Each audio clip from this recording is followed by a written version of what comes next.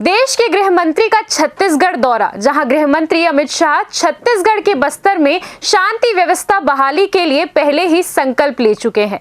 वर्ष 2026 मार्च तक नक्सलवाद मुक्त छत्तीसगढ़ की बातें गृह मंत्री पहले ही कह चुके हैं। साथ ही साथ अब बस्तर में विकास की गंगा बहेगी, भटके हुए युवकों को मुख्य धारा में जोड़ा जाएगा। हर तरफ सरकार विकास चाहती है। नियत नीला नार योजना के साथ साथ बातचीत का रास्ता, आत्मसमर्पण के लिए नक्सली पुनर्वास योजना, सभी चीज सरकार एक साथ चला रही है। लगातार उग्रवाद, नक्सलवाद पर प्रहार भी किया जा रहा है। वक्फ संशोधन विधेयक को लेकर भी उप मुख्यमंत्री ने कहा है कि कांग्रेस के पास अब बचा कुछ भी नहीं है। दोनों सदनों में पास होने के बाद भी कांग्रेस के सांसद सांसदीय मर्यादा भूलकर अनाप शनाप आरोप लगा रहे हैं, जो निंदनीय है। देश के गृह मंत्री आदरणीय अमित शाह जी कल रात्रि रायपुर पहुंचे हैं और अभी बस्तर जाएंगे और बस्तर में मां दंतेश्वरी के दरबार में, दंतेवाड़ा में दर्शन पूजन के बाद दिन भर उनका अलग अलग कार्यक्रम है। फिर शाम को रायपुर लौटकर एक उच्च स्तरीय बैठक करेंगे। बस्तर पंडुम का आयोजन बस्तर में हुआ है।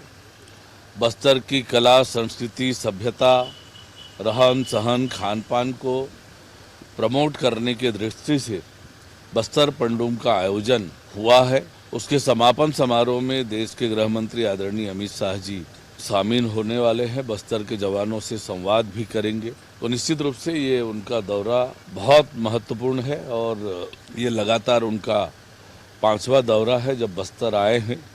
बस्तर के प्रति आदरणीय अमित शाह जी की संवेदनशीलता और गंभीरता इस बात को बताती है कि एक साल में लगातार 5वीं बार आज बस्तर आए हैं। तो निश्चित रूप से बस्तर अब शांति और विकास की ओर आगे बढ़ेगा। देखिए, बस्तर को न केवल सशस्त्र नक्सलवाद से मुक्ति दिलाना, वरन बस्तर के आम लोगों के जीवन में परिवर्तन लाने का काम, चाहे वो नियत नीला नार योजना हो, चाहे बस्तर ओलंपिक हो, चाहे बस्तर पंडुम हो, बस्तर के लोगों के जीवन में खुशहाली और तरक्की लाने के ये सब कार्यक्रम हैं।